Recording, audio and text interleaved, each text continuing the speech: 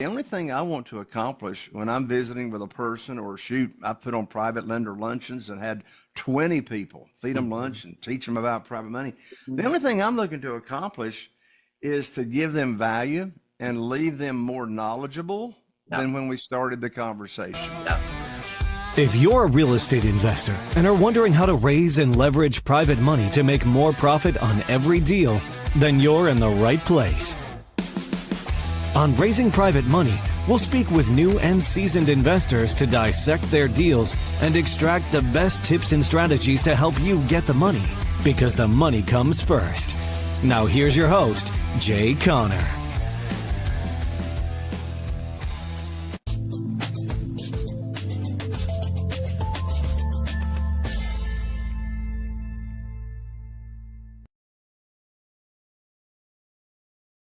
Welcome back to the Commercial Real Estate Unfiltered podcast. And today we're going to be talking about private money, hard lending, and things that a lot of people don't talk about. So today I've got a special guest with us, Jay Conner. He is nationally renowned as a real estate investor, author, and host of the Raising Private Money show. Frustrated by the constraints of traditional bank financing, Jay has developed his signature Where to Get Money Now system, securing substantial private funding in record time, which propelled his success in real estate investing. He has since rehabilitated over 400 homes, often achieving average profits around $60,000 per deal, making him a trusted authority in creative financing techniques. Beyond his investing accomplishments, Jay is also a celebrated mentor and educator, guiding investors across North America to build businesses that function like an automatic transmission machine through private lending and strategic systems. Wow, that's a lot, Jay. I'm so happy to have you here on the show. Caleb, thank you so much for inviting me to come along and talk about my favorite topic that I'm so passionate about, that being private money, private lending for real estate. And the reason I'm so excited about it and so passionate about it is because this strategy, this tool of using private money for your funding, has had more of an impact on our real estate investing business. We've been investing in real estate since 2003 full time. And I started using private money in 2009, 6 years after I was in the business. And since 2009, Caleb, I have never missed out on a real estate deal that I wanted to do for lack of funding. Yeah. Never missed out.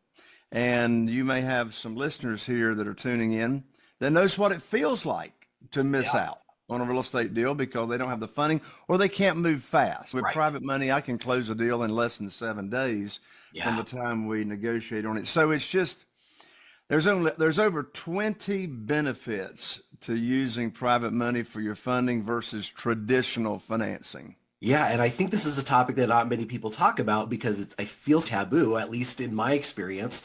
People are afraid to talk about it because you hear the horror stories about hard money lending and private funds and things not working out. And I'm excited to dive into what were some of the challenges you saw with traditional lending and banking that kind of pushed you with some of those pain points that pushed you into the private lending sector. I'm glad you brought up the phrase hard money, because a lot of people, real estate investors, are confused and they think hard money is synonymous with private money, and it's not. Right. Private money, hard money, two completely different things. Hard money is typically a broker of money, the hard money lender, typically a broker of money that raises money from individuals, private lenders, private investors, and those private lenders invest in the hard money lenders fund. And then the hard money lender then in turn, it's institutional money. They then in turn loan it out to real estate investors, obviously charging a higher rate of interest than they pay their investors. And so a private lender, just to be clear, is a human being, an individual that lends money to us real estate investors, either from their investment capital and or their retirement funds. I got a lot of private lenders using their 401ks and money in the stock market, that's retirement funds. And it's a one-on-one transaction between you, the borrower, and the lender. There's no broker in the middle. That's why there's no origination fees, because there's no originator. There's no broker. So I just want to be clear for everyone to understand, what are we talking about when we're talking private money. We're not Yes. talking hard money in this world. So what was it that drove me over to using private money versus banks and mortgage companies? The best way I can answer that is through a short story as to what drove me to find private money. As I said, for the first 6 years, I relied on local banks, mortgage companies. That's all I knew to do, traditional lending for my real estate deals. And so in January of 2009, I was sitting here at my desk, and I had 2 houses under contract to purchase for investment properties. And I had been using the same banker, the same line of credit for those first 6 years, and had done a lot of deals. His name was Steve. We had a great business relationship. So I called him up. Caleb, I thought I still had a line of credit at the bank when I put those 2 houses under contract. So I called up Steve. I told him about my 2 deals, and I learned very quickly right over the phone that my line of credit had been closed with no notice to me. Wow. And I said, Steve, what in the world are you telling me? My line of credit's closed. We've done a ton of deals. I got a great credit score. I've never been late on my payments. I said, what's going on? And Steve said, Jay, don't you know there's a global financial crisis going on right now? I said, no, Steve, but you just gave me a financial crisis. Yeah. I don't have a way to fund these 2 deals. And so I hung up the phone, and I sat here at my desk, Caleb. I asked myself a very important question. And you know, the power's in asking the right questions. You can't get the right answers or solutions unless you ask the right questions. Agreed. I asked myself this question, and by the way, this question will help fix any problem anybody's got going on. I don't care if it's financial, career, relationships, health, money, doesn't matter. And so here's the question I asked myself. I said, Jay, who, there's the key right there, not how, but who do you know that can help fix your problem? Yeah. And when I asked myself that question, I immediately thought of Jeff Blankenship. Now, Jeff's a good friend. We know him through a cappella gospel singing events and known him for years, him and his wife. And Jeff, at that time in 2009, he was investing in single family houses up in Greensboro, North Carolina. Okay. So I thought to myself, maybe Jeff has got some alternative ideas on financing that I don't know about. Yeah. I called up Jeff. I told him what had just happened. And Jeff says, Jay, welcome to the club.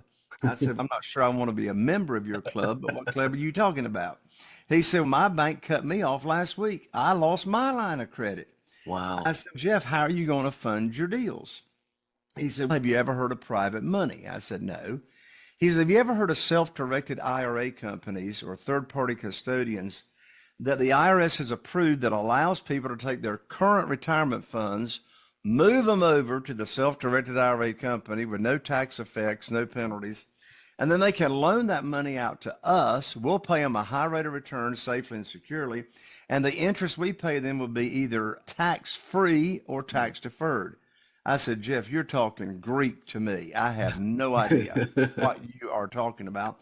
I said, what is private money? Yeah. He said, I'm not exactly sure. He says, but there's this guy down in Jacksonville, Florida, by the name of Ron LeGrand.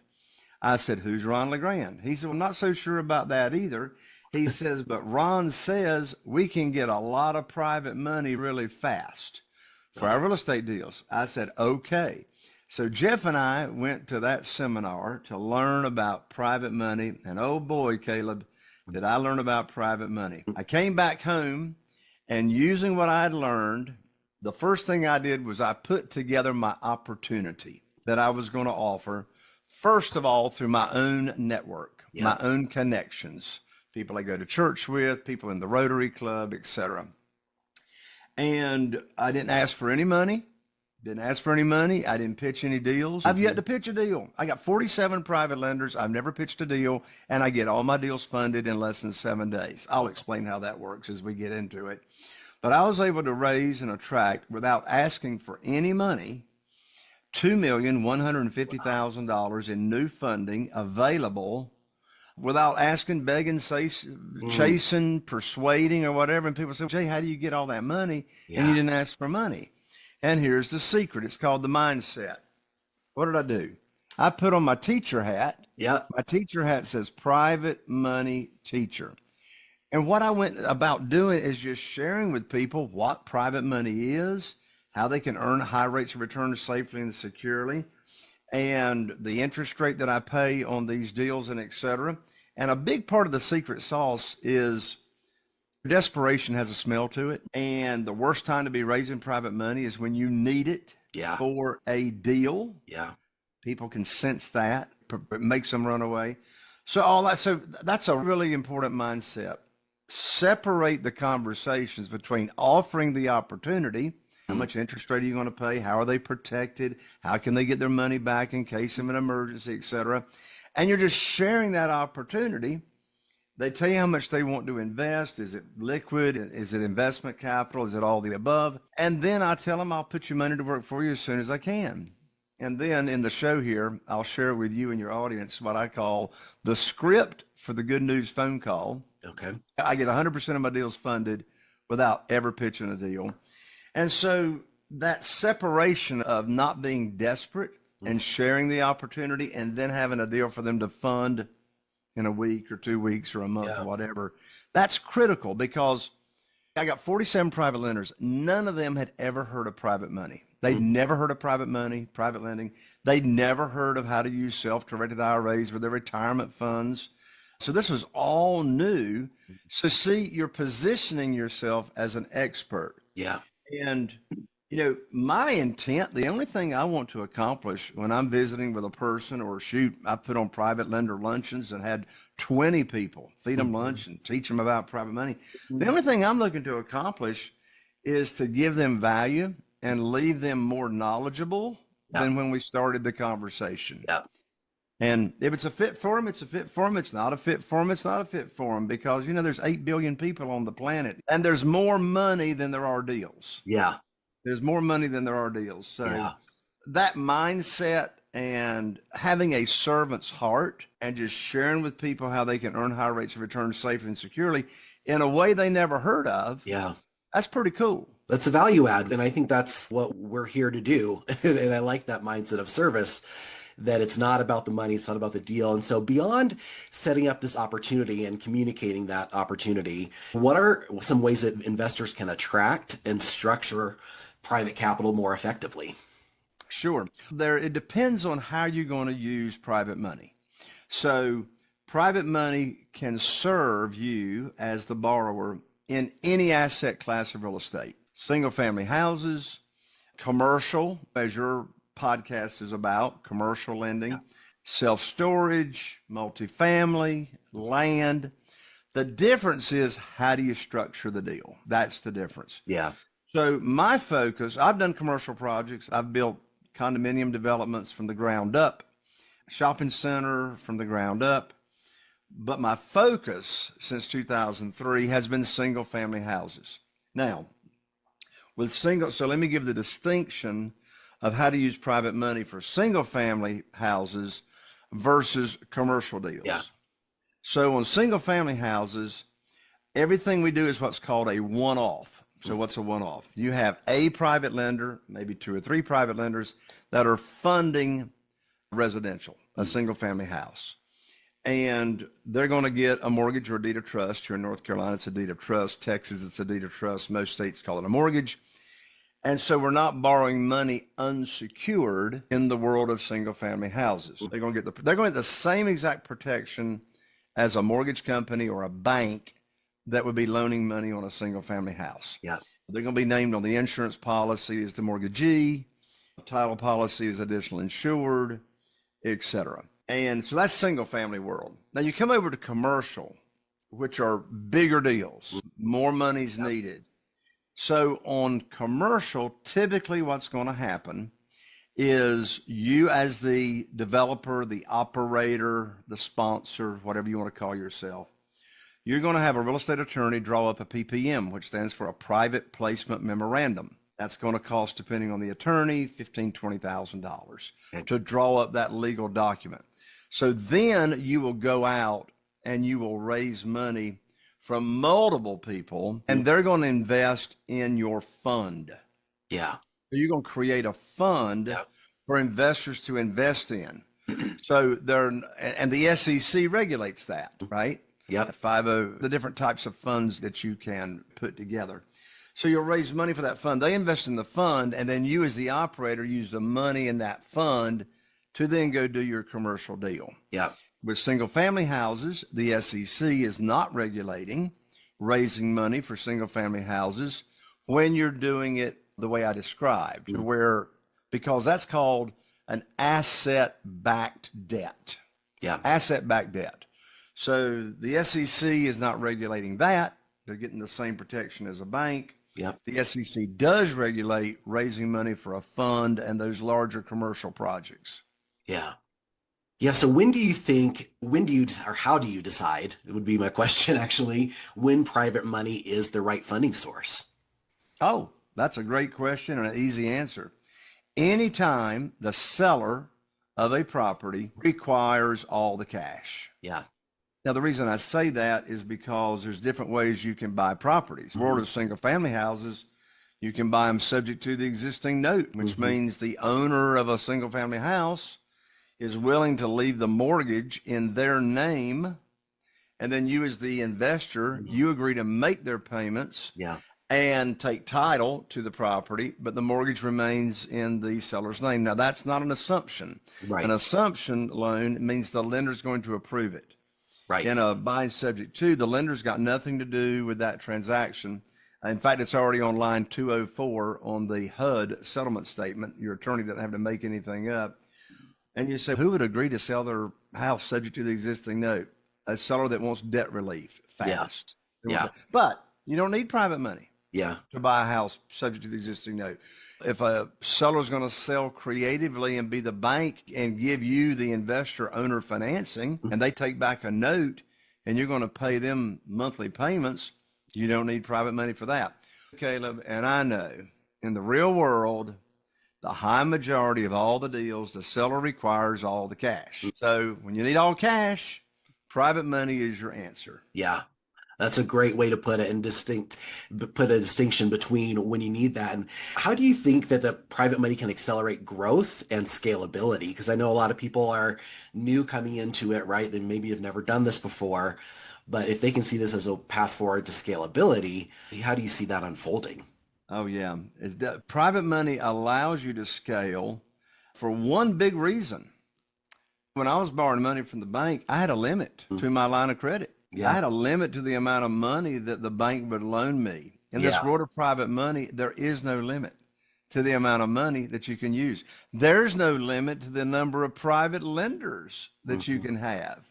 And so that's one big reason why I've never missed out on a real estate deal since 2009, is because there's more money. I've got more money than I can use. Yeah. And so it allows you to scale it to whatever level you want. Yeah. So on a practical level, if, say, one of our listeners is looking to get into real estate investing, or they already have and only been using traditional lending, how do they connect with private lenders? Is that something that you do, or you connect them? How does that work? Because I know obviously people can look at their own circle. However, like you said earlier, a lot of people aren't familiar with private money and how it works. That's right. So, none of my private lenders from my circle, my own network, had ever heard about it until I put on my teacher hat and shared it. There's three, in answer to your question, Caleb, there's three categories is where you find private lenders. Three categories. What are those three categories? The first category is where I have raised most of my money. And that is your existing, the first two categories is where I've raised my private money. The first category are your existing connections, right? Yep. Who's in your cell phone? Who's in your professional circle? Your current connections. And I promise you, if you're listening to this show, you know a lot more people than you think about and than you know about and remember. And I have a very simple process as to how you identify your top potential private lenders that are in your cell phone. So those are your existing people. The second category of where you find private lenders is what I call your expanded network. Your expanded network. So how do you grow? You're going to run out of your own connections sooner or later, right? Depending on how large your network is. So that will be exhausted sooner or later. And if you want to scale your business beyond that, then how do you expand your network very quickly? I got a long list of how to do that, but I'll give you a big one right now. It's called Business Networking International. I've gotten millions of dollars in private money by being active in Business Networking International. It's referred to as BNI. And BNI was founded by Ivan Meisner back in the 1980s. It's now worldwide. It's huge. And even though Morehead City, North Carolina, where I live, population 8,000 people, we started a BNI all the way back in the 2000s, I should say. And the way BNI works, it's not a civic organization. The way BNI works is you join your local chapter, and if you're in any kind of size city, you'll have multiple chapters to choose from. The purpose is to give your fellow members leads for business, and your fellow members give you leads for business. So that is a very quick way to blow up your network, because you're not joining BNI for the purpose of only perhaps doing business or getting private money from your fellow members. Who you want to know is who they know. Right. And they introduce you to their network. So, here in Morehead City, BNI has got 23 members. Yeah. That's 23 revolving doors of 23 other networks that you have access to. And there's many other ways to expand and blow up your network as well. The third category of where you find private lenders is what is called existing private lenders. These are individuals that are already loaning money out to real estate investors. How do you find them? Yeah, well, don't do it the way I started out doing it all the way back in 2009. I hired my real estate attorney, actually his paralegal, to search local public records at the courthouse looking for deeds of trust or mortgages that had individual names, not institutional names, that had lent money out on real estate. We only found a couple there within 90 days. I said, there's got to be an easier way. There are much easier and faster ways to get that information, one of which is self-directed IRA companies. Did you know over 70% of account holders at self-directed IRA companies, over 70% of them are private lenders. They want to be loaning money out. Yeah. But you know what? And they have networking events where you can network and meet these individuals. But here's a big distinction. When you meet existing private lenders, you're not putting on your teacher hat. Right. They already know what private money is, and they're already spoiled. They want 12%. They want 11%. I've been paying all my private lenders since 2009, 8% and no origination fees. And they love it. They love it. Yeah. Compared to what you can get in a 12-month certificate of deposit at the local bank. Yeah. So they haven't been spoiled. And you come along and offer 8%, they're going, wow, compared to less than 3% in the local bank now.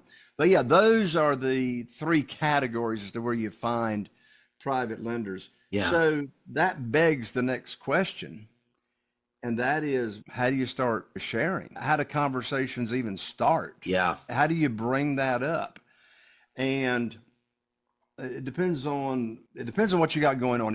If you and I are having a cup of coffee, Caleb, that conversation is going to be different than if I invite you to a luncheon with 20 other people and have my realtor there and my real estate attorney there and my CPA there, and I feed you lunch, and then I do a PowerPoint presentation and I teach you about private money. But most conversations are going to be one-on-one. So there are two different scripts, if you will. There's two different approaches that I practice and teach my coaching clients how to start conversations. One's called the direct method. The other is called, of course, you guessed, the indirect method. And the direct method utilizes what I call the magic question. The magic question is, quote unquote, do you have investment capital or in retirement funds not giving you a high rate of return safely and securely? Now, I'm only going to ask that question to somebody that I've got a strong relationship with. We trust each other. We like each other. If I ask that question to somebody I don't have that with, they're going to say, that's none of your business. Right, right. So that's only going to be, and obviously I'm not starting out a conversation like that. That's going to be in the midst of the conversation. I love to bring up the topic with what I call did you know questions. I might be talking with you and I are having coffee or whatever, and I'll say something like, by the way, Caleb, did you know there's a way that investors can earn unlimited money per year tax-free? In all likelihood, you're not going to know the answer to that question. Right. Well, how can I earn unlimited money tax-free? And I say, what are you talking about? My follow-up question to that would be is, well, have you by chance heard of self-directed IRA companies? In all likelihood, if you're the average person, you never heard of that either. Yeah. So now that opens up the door for me to teach and share what are self-directed IRA companies. And then obviously in that conversation, I'm going to say, what are you investing in these days? And are you happy with what you're doing? You see, that conversation has only got one, I've only got one purpose. I've only got one goal. And that is to diagnose, do you have a problem? Yeah. That's the only thing that conversation is about. And if you tell me, yeah, I've got my investments over here in XYZ, and last year I earned 15%, I just diagnosed, you don't have a problem, right?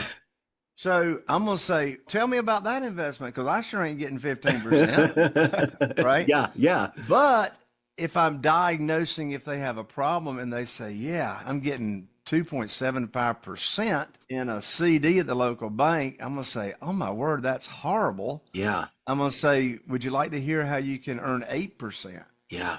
Instead of 2.75? Yeah. Now you just diagnosed they got a problem. Yeah. And here you come along with a possible solution. Yeah. So there's no selling. Yeah. There's no selling. There's no begging. I'm diagnosing, do you have a problem? Now, that's the direct method. That's the direct method. The end, isn't this interesting, Caleb? I love talking about this. So, anyway, so then there's the indirect method. The indirect method utilizes a very powerful 3-word phrase. And here it is. I need your help. Now, how do we lead up to that powerful 3-word phrase? I need your help. Best way I can answer that is in the short story. So right after I learned about private money, put my program together, my opportunity together as to what I was going to share with people and offer them. And it was on a Wednesday night at church at Bible study. Carol Joy, my wife, and I, we got there to Bible study on Wednesday night, walked in the foyer. I was looking for a gentleman named Wayne. Wayne and I had known each other for years. And I walked up to Wayne and I said, Wayne, I'd like to visit with you for a few minutes confidentially after Bible study, if you got a few minutes. He said, sure. So we got together after Bible study down in the nursery. I shut the door, and this is the indirect method. Here's exactly what I said to Wayne. I said, Wayne, you know everybody in this town. Yeah. And he did. He was the original Zenith television dealer in Morehead City, North Carolina. Now, if you never heard of the Zenith television dealer, that means you're too young to remember life before Walmart came to town. You went to the Zenith dealer, you bought your TV, he financed your TV. He actually would come to your house and repair your TV instead of you throwing it in the trash and going back to Walmart and buying a new one for $279. So Wayne had put a TV in everybody's house in this area. I said, Wayne, you know everybody in this town. And I said, Wayne, I need your help.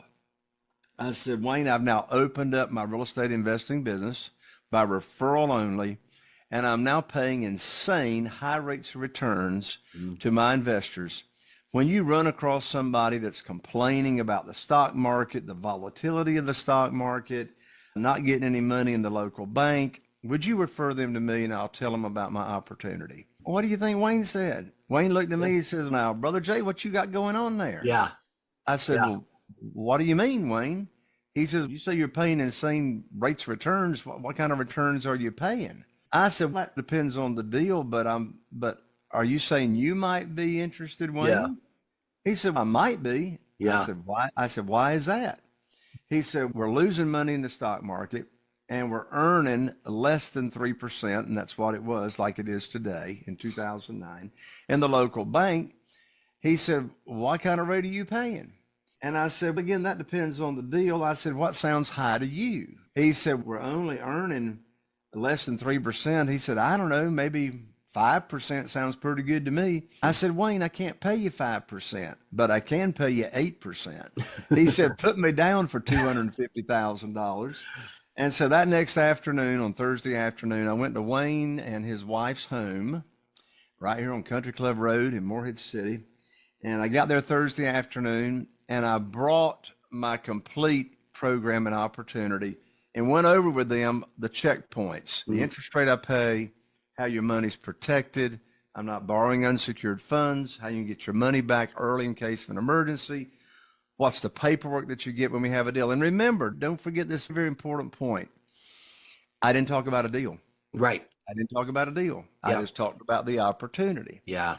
And by the end of that conversation, Caleb, that $250,000 became $500,000 Wow. that they wanted to invest. And I said, I'll put your money to work for you just as soon as possible. So a couple of weeks went by, and Caleb, I'm now going to share the good news phone call script. I get my deals funded 100% of the time without pitching a deal. Caleb, let's say that you and I are friends, known each other for a while. And let's say that you were, hypothetically, that you were working for a company that you left and you still got an old $150,000 401k over there in that retirement plan. You still got it there. You're not happy with it and you're looking for something else. So let's assume I have already taught you, I've already shared with you the opportunity. Let's also assume I've introduced you to the self-directed IRA company that I recommend. And let's assume you've moved that $150,000 over to the self-directed IRA company and you're waiting for the good news phone call. Yeah. So I call you up, you answer the phone, we have a little chit chat, and here's exactly what I say. I say, Caleb, I've got great news for you. I can now put your money to work. I've got a house under contract with an after repaired value of $200,000. And the funding required matches up to what you've got at the self-directed IRA company. The funding required for that deal is $150,000, and closing is going to be next Thursday. You'll need to wire your funds to my real estate attorney's trust account next Wednesday. I'm going to have my real estate attorney's paralegal email you the wiring instructions. That's the end of the conversation. Yeah. The most stupid thing I could say is, do you want to fund the deal? Of course you want to fund the deal. Right. There's three big reasons why Caleb here wants to fund my deal in this scenario. The first reason is, for goodness sakes, Caleb trusted me to move his money over to the self-directed IRA company. And so he's already done that. Yeah.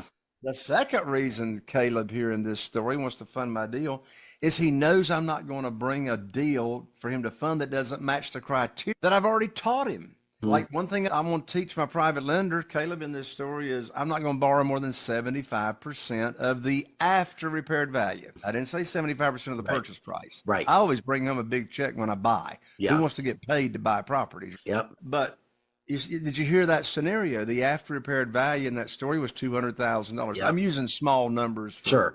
easy figuring. Yeah.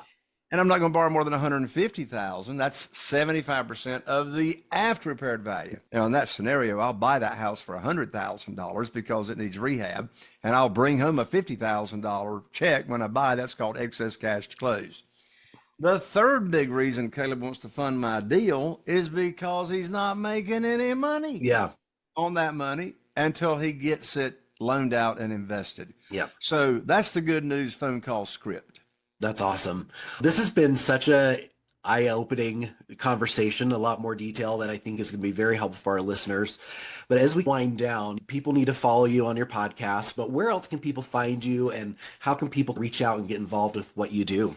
Sure. Three ways. One, you just mentioned, my podcast. So I'm now in my 8th year. I had over 800 guests Wow. on my podcast. And the name of the podcast is Raising Private Money. It's on all the platforms, wherever you love to listen to your podcast. Come on over and check that out. I've got 2 gifts to give your listeners, Caleb. One gift is a downloadable PDF, and I've put together an entire private money script collection, different private money scripts for different scenarios. And I want to give away the first script in that collection. It's called the Curiosity Opener. Back to what we were talking about. How do you start conversations with potential private lenders? It's called the Curiosity Opener, and you can download it for free at www.jayconner.com/scripts. And that's plural, jayconner.com/scripts. Awesome. Download that PDF. And then my other gift I'd like to offer your audience is my national best-selling book, which is called Where to Get the Money Now. Where to Get the Money Now. And the subtitle is How and Where to Get Money for Your Real Estate Deals Without Relying on Traditional or Hard Money Lenders. And it also comes with 2 tickets valued at $3,000 to my in-person private money conference. Wow. That I put on 3 times a year. And it's $20 on Amazon, but don't give Amazon $20. The book's free, just covers shipping. I'll autograph the book for you. I'll send it out to you express mail. And you can get the book at jayconner, JAYCONNER.com/book, and I'll rush it right out to you. Awesome. Thank you so much for that generosity. I know that's going to be a great help to so many people. Appreciate your time, and thanks for being on the show. Caleb, thank you so much for having me. God bless you. You too. Everybody stay tuned for our next episode. Are you feeling inspired by the knowledge you gained in this episode? Then head over to jayconner.com/moneyguide. That's JCONNER.com/moneyguide and download your free guide that shares 7 reasons why private money will skyrocket your real estate investing business right now. Again, that's jayconner.com/moneyguide to get your free guide. We'll see you next time on Raising Private Money with Jay